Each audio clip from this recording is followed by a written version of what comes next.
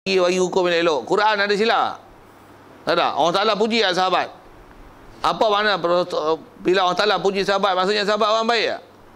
Adakah baiknya sahabat ni hanya pada ketika Quran tu diturunkan, waktu Quran lepas diturunkan, maka sahabat tu tak baik, maka seolah-olah Allah Ta'ala tersilap memuji sahabat yang dulu baik, sekarang tak baik, macam tu ke? Jangan duk jadi kafir dengan sebab cakap macam tu.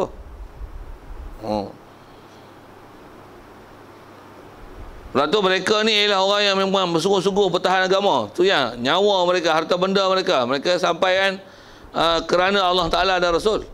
Tu sahabat ni walaupun dia boleh cari fadilat sembahyang di Mekah, di Madinah, tapi berapa orang je sahabat yang meninggal dalam kawasan Mekah, Madinah? Pasal apa? Keluar dakwah, sampaikan Islam. Bila mana kampung-kampung tempat dia orang pergi dakwah tu tak kerti Islam, dia buat macam mana? Dia duduk situ, kahwin situ, jadi ahli ulama' tu, tok guru situ. Tuan-tuan boleh tak? Macam tu? Boleh? Keluar dakwah 40 hari, mana tuan-tuan tengok tak ada orang asli, orang duduk situ, tinggal nak minit ni. Tambah satu cawangan dengan situ, boleh? InsyaAllah sebut mulut boleh. Nak bila pergi belum tahu. 40 hari pun belum tentu. 40 hari boleh lagi. Sahabat bukan 40 hari, keluar semua hidup, pergi tak balik lah.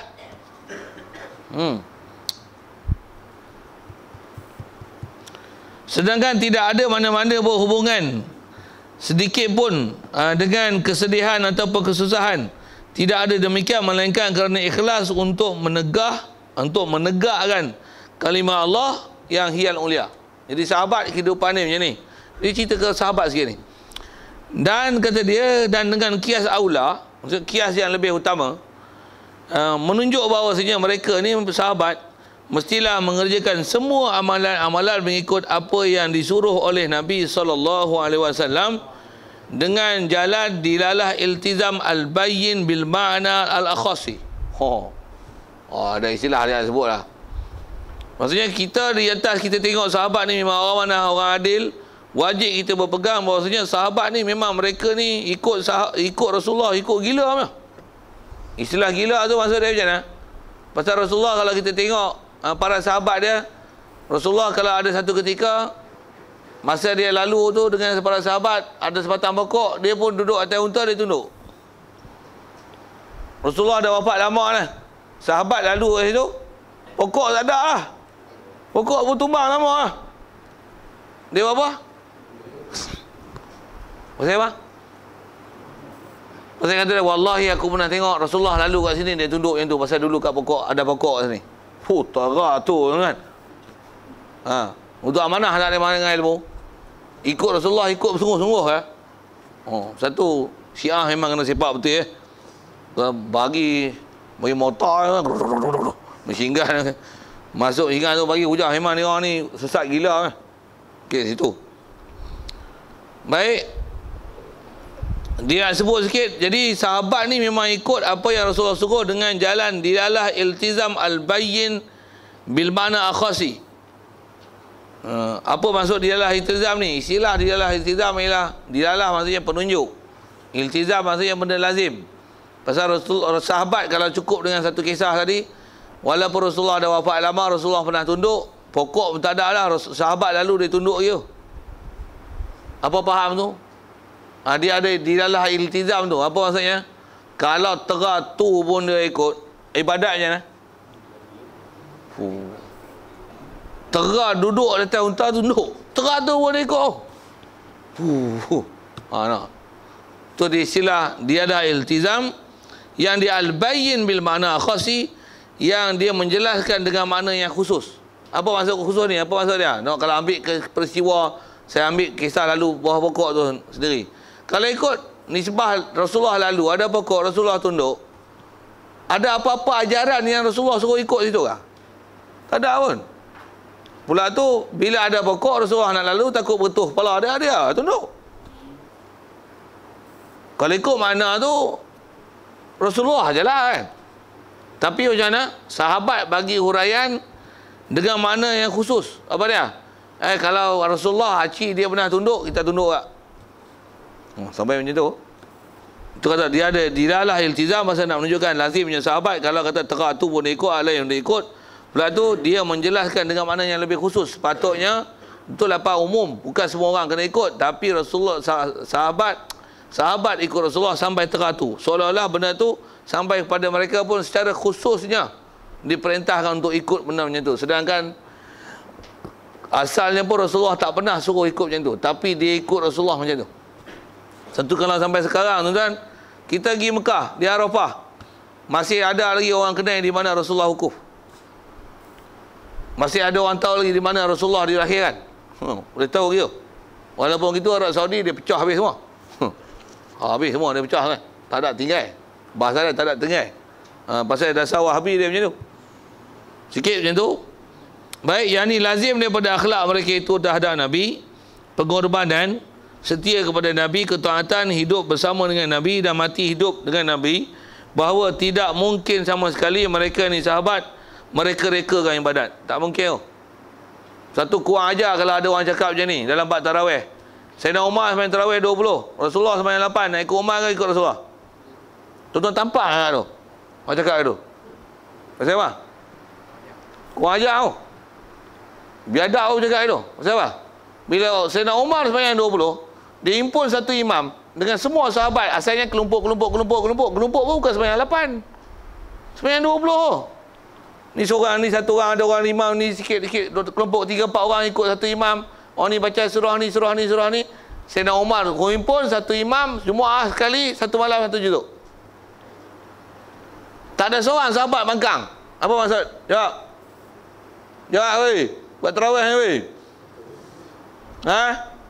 Tarawih 20 lah. Dia terkhilaf-khilaf. Ngaji elok-elok, bukan khilaf tu. Malas. Satu kurang ajak kalau ada orang tu nak ikut Umar ke ikut Rasulullah. Sayyidina Umar tak akan berani mereka ibadat yang Rasulullah tak pernah buat. Kalau kata dia buat pun, dengar tu, kalau kata buat sekalipun, mesti buat ada asas yang Rasulullah bagi izin ajar. Rasulullah pun dah isyarat, dia kata apa? Ittabi'u min ba'di hadza. Antara dia pernah sebut agama qal, ikutlah orang ni selepas pada wafat aku. Siapa dia? Ni hadza, antaranya ditunjuk Umar. Kalau lepas aku wafat, tunjuk ikut ni. Antara yang tunjuk ialah Sayyidina Abu Bakar. Rasulullah juga pernah isyarat kata, alaikum bi sunnati, kamu ikut sunnah aku dan sunnati khulafa'i rasyidin al-mahdiyyin. Kamu ikut khulafa' ar-rasyidin al-mahdiyyin. Siapa dia? Tak ada khilaf ulama. Khulafa' ar-rasyidin itu ialah Abu Bakar, Umar, Uthman, Ali. Maksudnya apa Umar buat macam mana? Okey, apa Sayyidina Abu Bakar buat macam mana? Okey, Abu Bakar, Umar, Uthman, Ali. Tak ada khilaf ulama-ulama ahli sunnah. Mereka ni dikenal sebagai khulafa' ar-rasyidin al-mahdiyyin. Jadi macam mana ada orang boleh banding, boleh compare pula. Nak ikut Nabi Muhammad kan, nak ikut Sayyidina Umar. Tampak bagi sekali tu.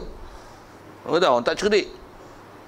Tak reti dalam masalah bab hukum. Jadi istilahnya saja memprovokasikan sahabat. Seolah-olah Umar ni orang jahat. Seolah-olah.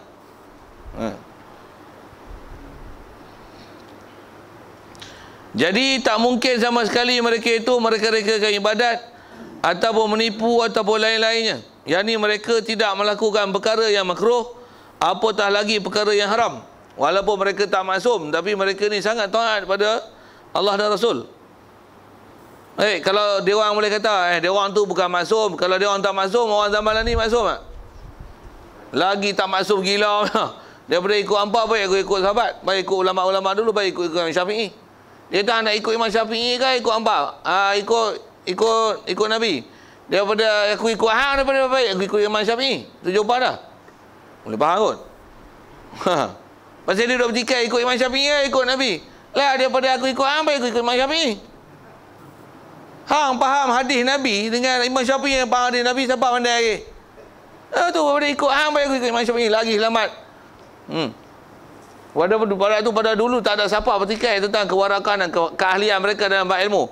Hang ngaku pun kelahi. Boh pergi tu. Dengan orang pun kelahi dah, orang bertikai cakap.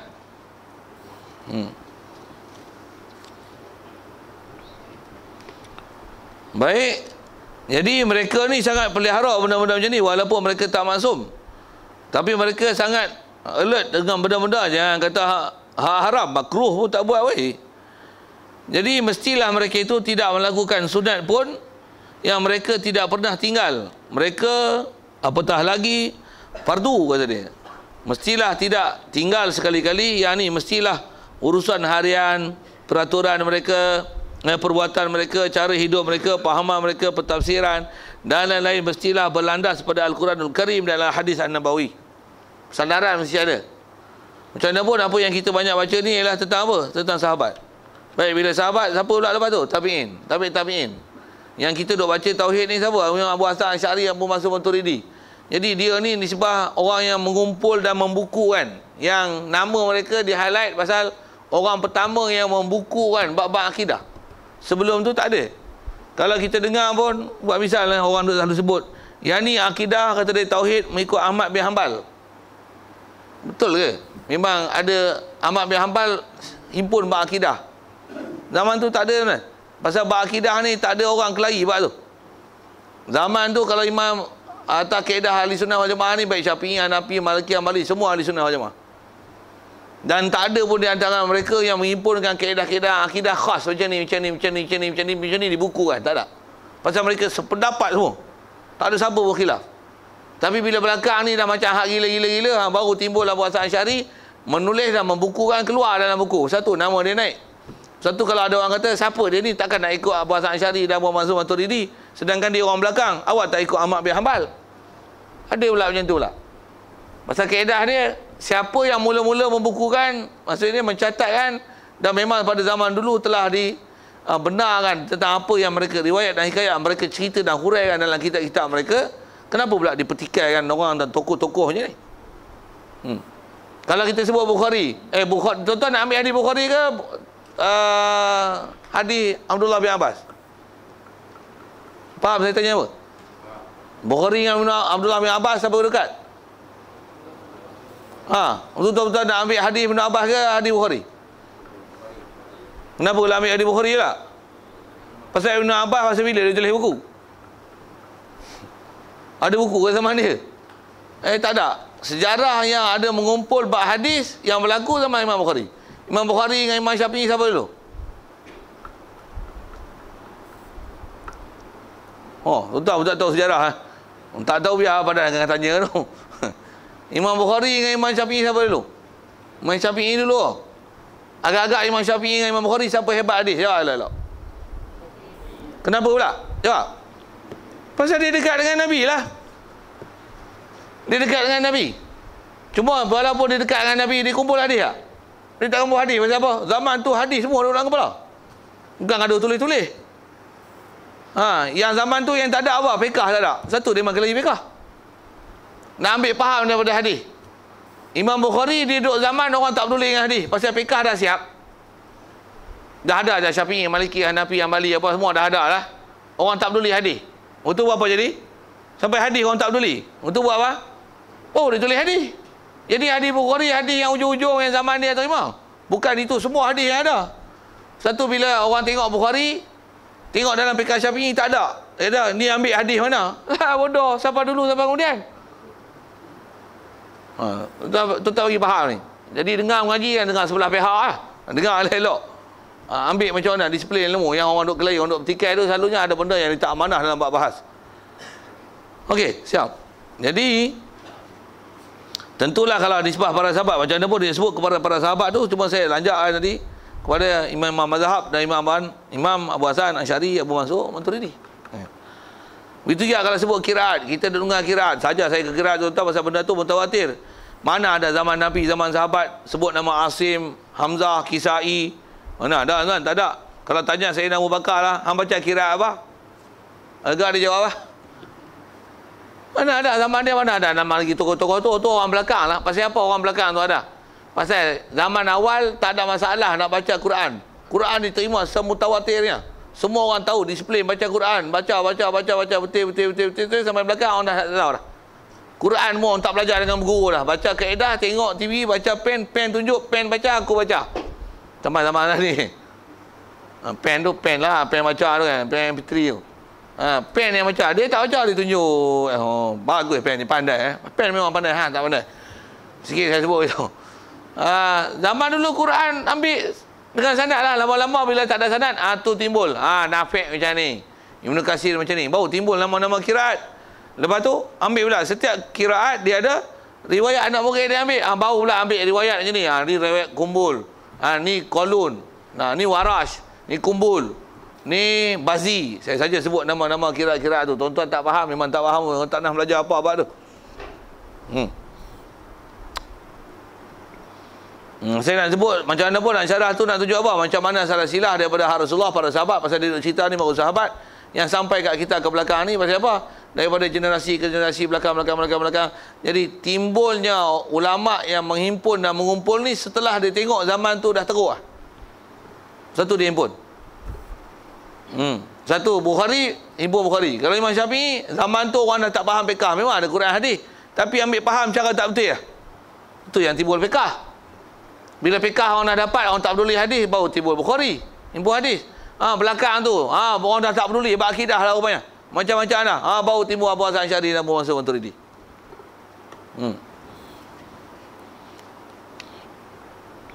Baik.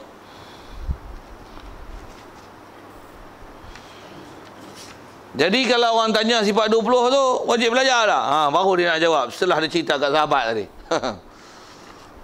Jawabnya, mereka mempelajari lebih daripada 20 sifat. Satu. Kerana mereka belajar semua sifat-sifat yang tersebut dalam Quran dan hadis. Siap. Dan dengan mana mereka faham maksud sifat-sifat Allah Ta'ala serta yakin kepadanya sifat Allah Ta'ala, bahkan kerana sifat-sifat yang sempurna bagi Allah Ta'ala amat banyak, tidak terhingga. Dia orang belajar Quran tu tak ada benda yang luput dalam Quran. Semua dia faham. Macam mana pun dengar saya sebut. Dengan apa yang kita nak ambil ke sifat 20 ni, dengan kata wajib tak belajar sifat 20. Dia mau faham semua Quran. Kalau katalah kita minta dia orang buat rumusan, dia orang boleh tak buat rumusan? Jawab tak? Berapa agaknya kalau katalah dengan nama Asmaul Husna tu 99 tu, boleh tak bagi ringkas lagi, grupkan dia kepada berapa grup ya, belajar ni selesai. Agak-agak sahabat boleh jawab, Tabi'in boleh jawab, Tabi'in boleh jawab, boleh jawab. Tu yang hasil sifat 20. Untuk saya buat misal kalau nak belajar Asmaul Husna banyak 99. Tapi kalau kita belajar, kadang-kadang belajar satu ya daripada sifat 20 ni, walaupun kita tak belajar Asmaul Husna yang banyak-banyak tu, walaupun dengan kita belajar Abu Hasan Asy'ari yang 13 tu, cukup dah 99 tu. Dah cukup dah 99. Saya nak buat misal sikit nak cerita banyak lagi kena berhabis kitab. Entah kena berhenti ikut 2 ikut. Tu pun berapa slot yang boleh baca. Tak faham sudah saya sebut apa. Okay. Saya nak tunjuk kata ringkas. Misalnya kita dah belajar kudrat, betul? Orang Ta'ala kuasa. Dia kuasa tak hidup orang mati? Dia boleh tak kuasa tak mematikan orang hidup? Kuasa menghidup orang mati panggil apa? Ihya. Bila ihya tu sifat Allah Ta'ala, bila sifat ihya, gelaran apa nak bagi ke dia? Muhyi. Tuan-tuan tak faham dengar saya sebut ada, saya kerti je. Jadi salah satu nama Allah Ta'ala adalah Al-Muhyi. Dia boleh tak menghidup, dia pergi mati? Boleh tak? Apa tu? Imatah. Kalau dia boleh imatah, apa gelaran dia beri pada dia? Bila dia boleh imatah, dia mumit, menghidup dan memati. Boleh tak dia buat itu? Kita belajar sifat 20 tak mana tu? Kudrat. Dia buat apa boleh? Buat benda mungkin. Menghidup orang mati mungkin tak mungkin? Menghidup matikan orang hidup mungkin tak mungkin? Sebut kuasa masuk lah. Menghidup, memati, merupakan anak dalam rahim. Buat apa? Memberi rezeki, menyempitkan rezeki, mendurung orang bala, memberikan mudarat, memberikan manfaat, bagi orang ni banyak, bagi orang ni sikit, bagi ni orang lima masjid, bagi orang ni tidur awal, dalam ngaji pun tidur. Ikut dia boleh bagi. Pasal apa dia boleh bagi? Pasal dia kuasa. Walaupun hantar mengaji semua sifat 20 sifat-sifat Asmaul Husna tu, tapi bila ngaji kuasa, kita faham semua kuasa Allah Ta'ala. Dia boleh bagi banjir, dia boleh bagi remut, dia boleh bagi taufan, dia boleh bagi lumpur, dia boleh bagi semua dia boleh bagi, tak ada masalah. Selagi nama mungkin. Selagi nama mungkin. Macam mana pun sikit soal macam ni. Walaupun dia kuasa, tapi kuasa atas syarah ulama, dengan kesimpulan yang ulama ambil sifat 20 ni, dia mesti atas dobit dia kuasa buat benda mungkin. Jadi apa-apa yang bukan nama mungkin, khususnya nama mustahil, yang tu takkan berlaku. Mustahil pun mustahil apa? Mustahil ni mana? Mustahil akal, bukan mustahil adat. Mustahil macam mana? Boleh Allah Ta'ala buat isteri seorang untuk dia? Kan dia kuasa. Boleh tak? Isteri yang layak dengan dia. Boleh tak? Tadi kata dia kuasa, dia boleh buat semua. Boleh tak? Dia memang boleh buat, tapi benda mungkin. Isteri ni mustahil ke haruh? Mungkin ke tak mungkin? Mustahil lah. Ulama dah bagi format satu tu. Belajar sifat 20 ni clear. Sifat 99. Berbanding dengan orang tak belajar sifat 20, dia belajar Asmaul Husna. Belajar apa sikit lah. Lepas tu, dia belajar apa? Ar-Rahman ala arsy istawa. Dia belajar tu kan? Lain tak belajar. Dia tak belajar laisa kamitslihi syai'. Dia tak belajar lam yakul lahu kufuwan ahad. Dia tak belajar. Dia belajar apa? Ar-Rahmanu ala al-arsy. Aku nak kata Allah Ta'ala atas arah. Siapa? Aku beriman dengan Quran. Quran Allah yang kata duduk atas arah. Dia tak tengok kan laisa kamitslihi syai'. Nak kata macam mana? Bila dia tak mengaji disiplin, dia jadi bodoh tu. Kepala otak dia sengit tu. Sengit lah. Duk pegang Allah Ta'ala duduk di atas arah. Aduh pula. Dia kata ayat Quran, dia kata tak beriman dengan Quran. Memang ayat Quran. Untuk ayat Quran lain nak jempak mana? Lepas tu, adakah itu maksud daripada ayat Quran tu? Kalau kata Allah Ta'ala duduk di arah, kita pakai hadis dia orang pakai lah. Ada hadis kita belajar dalam bab belajar Qiyamul Lail. Bila sampai sulusul lail 1/3 malam, Allah Ta'ala turun ke langit. Turun ke langit dunia. Betul? Saya dengar hadis-hadis tu. Tak saya dengar? Yanzilu Rabbuna fi sulusul lail. Allah Ta'ala turun pada 2/3 malam. Betul? Jadi kalau dia duduk di Arash, 2/3 malam dia turun. Tak ada hadis cerita dia naik lah. Saja saya nak bagi huru-hara tuan-tuan bapa Wahabi yang style ni. Dengar elok saya sebut ni. Allah Ta'ala duduk di Arash. Waktu 2/3 malam dia turun. Tak ada hadis kata dia naik. Dia duduk di Arash kan duduk bumi. Coba elok. Duduk di bumi lah pasal dia turun. Waktu ada ayat Quran ni macam ni pula. Ainama tuwallu fasamma wajhullah. Di mana saja kamu beradab, di situ Allah Ta'ala. Di langit kah, di bumi kah, di mana-mana. Coba. Di mana-mana. Tu ayat Quran juga tu. Macam mana dapat? Macam mana dapat? Semua ayat Quran belakang. Ada ayat Quran bunyi begini lah. Wa huwa ma'akum ainama kuntum. He is with you wherever you are. Oh, tadi kata di mana kita beradab. Ni, wa huwa ma'akum. Dia bersama dengan kamu, di mana saja kamu berada. Untuk Tuhan ni satu ke banyak? Manusia ada berapa bilion? Boleh. Ayat Quran tu kata macam mana? Dia bersama dengan kamu di mana saja kamu berada. Dia bersama dengan kita. Dia bersama dengan saya. Dia bersama dengan tuan-tuan. Untuk berapa Tuhan? Untuk nak buang mana? Qul Allahu ahad. Pelak belajar. Pening tu. Pasal apa? Hang tak belajar dengan disiplin, dengan ambil kesimpulan sepenuh ni. Kaedah lah. Hang belajar satu-satu ayat Quran, ambil ni, syarah tu lain hang tak mau pakai. Jadi tu. Tu yang duk pakai Allah Ta'ala duk atas arah. Allah Ta'ala duk ada muka, duk ada tangan. Pasal ayat Quran satu yang dia pakai. Tu duk bid'ah, kudu bid'ah, dolalah. Bid'ah. Kolek tak bid'ah pun. Dia kata, oh yang ni benda dunia. Pandai pula kecuali. Sikit-sikit. Nak sebut benda-benda macam tu kan. Baik, macam mana pun nak sebut, memang sahabat dia ambil sifat, ambil daripada Quran hadis yang memang sifat Allah Ta'ala ni tak terhingga. Baik, jadi kalau nak faham tu, kalau asal ditanya sahabat belajar sifat 20, dengar, dia belajar memang 20, bahkan lebih dari 20. No, sahabat belajar tak dan yakin tak Allah Ta'ala kuasa? Ada kudrat? Ada. Allah Ta'ala, sahabat yakin tak? Buku cerita ke sahabat pasal sahabat yang belajar pada Rasulullah kan? Sahabat yakin tak bahasanya Allah Ta'ala boleh mengendaki apa saja yang dikehendaki? Innama amruhu iza arada syai'an an yaqula lahu kun fayakun. Bahasa mudah dia bahasa apa? Iradat. Allah Ta'ala ada iradat. Ada dalam sifat 20? Ada apa masalah? Dia tahu lah apa yang berlaku kat kita, benda dulu, benda akan datang, akan dalam ni, dia tahu lah. Ya'lamu ma baina aydihim wa ma khalfahum. Ada sifat ilmu, ada. Allahu la ilaha illa huwal hayyul qayyum ni hidup lah. Ada ayat dalam sifat 20, ada. Betul tak kelahi buat buah sifat 20. Untuk kena belajar. Memang antara yang kena belajar. Pasal cedera satu je pada 13 boleh jadi kafir tu. Kalau takat qul Allahu ahad tak cukup lagi. Bawa ahad. Kuasa tak? Kuasa kena tambah lagi satu ayat. Ada iradat tak? Tambah satu lagi ayat. Berapa ayat? Berapa? Hang baru tegih-tegih nak cari. Ulama dah buang kau lah. 13 weh. 13. Dengar sebut. Berapa? 13. Hang baru tegih-tegih nak cari. Nanti saat saya nak tengok. Berapa? Sekurang-kurang. Lah, hang baru nak tengok. Ulama dah kira lah. Oh, dia kau geram tu. Ulama kira dah. Okey. Yang tu nak sebut tentang belajar. Jadi belajar sifat 20. Ya, dia orang belajar lebih ada 20. Tu 20 dia belajar. Kenalah. Sebut 99 lagi nampak banyak, tumpah lari pula. Nanti mau mengaji. Terus sebut 20 pun tak mengaji. Tambah sebut 99. Ha. Pula tu mengaji 99 kena tahu bahasa Arab. Arab pun tak kerti.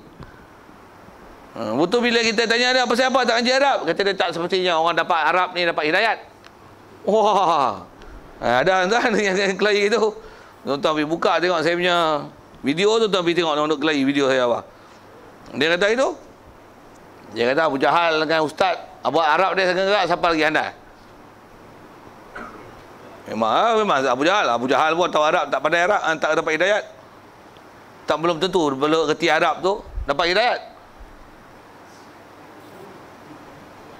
Nak jawab macam mana? Kalau duduk depan saya tampak tampak luar saya jawab. Nak jawab sebenarnya masalah Abu Jahal tu tak dapat hidayah bukan masalah Arab dia. Masalah dia degil. Bukan masalah Arab. Betul dia kata Arab tak perlulah. Cakap elok Arab tak perlu, Arab tak perlu, macam mana nak tahu Arab faham betul tak betul? Ini dah merepet. Sikit isu itu. Baik, kemudian adakah wajib? Tu. Memang sahabat belajar bukan 20 je boy, banyak. Jadi 20 tu pun dah bagi bahasa ringan dah. Tambah bahasa syar'i lagi 13 dah. Adakah wajib? Jawabnya, sahabat tidak belajar seperti kita.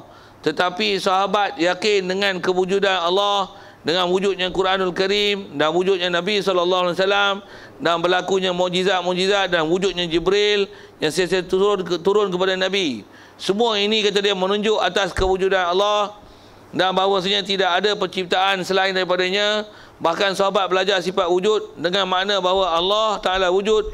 Allah Ta'ala sedia, kekal, berdiri dengan sendiri, wahdaniyah, hayat sampai pada kalam. Bahkan terlebih banyak daripada demikian yang sahabat faham ni secara umum, kerana sahabat telah yakin dengan penuh makna. Keyakinan melalui wahyu yang turun tidak berputus-putusan selama 23 tahun. Jadi apa yang diiktikaf pada Allah Ta'ala agak-agak 20 je lah. Lebih. Untuk 20 kena belajar lah. 1,000 lebih. Hang tahu apa? Bubuh ayat-ayat soal gitu. Dan mujizat-mujizat Nabi SAW yang merupakan kata dia sokongan daripada Allah Ta'ala serta pula fitrahnya agama Islam. Maksudnya sahabat dapat keyakinan bahkan kalau kita di zaman sekarang yakin tanpa sifat 20 serta tidak syirik ataupun kesamaran pada sifat Allah Ta'ala tanpa sifat 20, tidak mengapa. Kalau katalah kita zaman ni ada orang boleh belajar tanpa sifat 20, dia boleh faham pada Allah Ta'ala tepat betul tanpa ada berlaku apa-apa kesalahan i'tiqad, silakan. Dia kata tak pernah mengapa. Tapi tengok sikit belakang. Tetapi dengar dia tak? Sekiranya tanpa sifat 20, tentu kita berkesamaran pada makna. Mana apa antaranya? Wahdaniyah misalnya, sebagai misal. Allah Ta'ala ni satu. Ataupun kudrat, ataupun lain-lain sifat yang lain. Dia ada timbul masalah. Untuk berapa nak kena belajar? Untuk disebab berapa nak kena belajar? Kena belajar sifat 20. Kalau sebut wahdaniyah, saya ambil ayat Quran mudah tadi itulah kan. Quran kata apa? Ainama tuwallu ainama wa huwa ma'akum ainama kuntum. Dia bersama dengan kamu, kamu tu kita. Allah Ta'ala yang perintahkan Rasulullah kata gitu. Wa huwa ma'akum. Surah ni surah Hadid ayat berapa ni? Ayat kena tengok surah Hadid juzuk 28. Wa huwa ma'akum ayat 28, juzuk 27 hujung sekali. Wa huwa ma'akum ainama kuntum. Dia bersama dengan kamu di mana saja kamu berada. Jadi kamu tu berapa orang? Ramai oi, kita bilion-bilion. Kita ada kat mana-mana? Ada mana? Untuk berapa Tuhan? Dia kata apa? Dia bersama dengan kita. Untuk Allah ni satu ke banyak? Jawab. Berdasarkan ayat Quran tu? Banyak lah. Tu Ustaz kata satu. Duk faham sini banyak. Tu jangan dapat. Nak belajar apa nak pergi selesai? Belajar sifat 20 lah weh. Pasal ulama dah bagi formula satu. Okey, tak sebut tentu saja. Begitu juga kudrat dan lain-lain sifat. Kerana kemungkinan ia beriktikad bahawa ia yang angkat tangannya, berjalan dan sebagainya, maka pada ketika itu wajib ia belajar supaya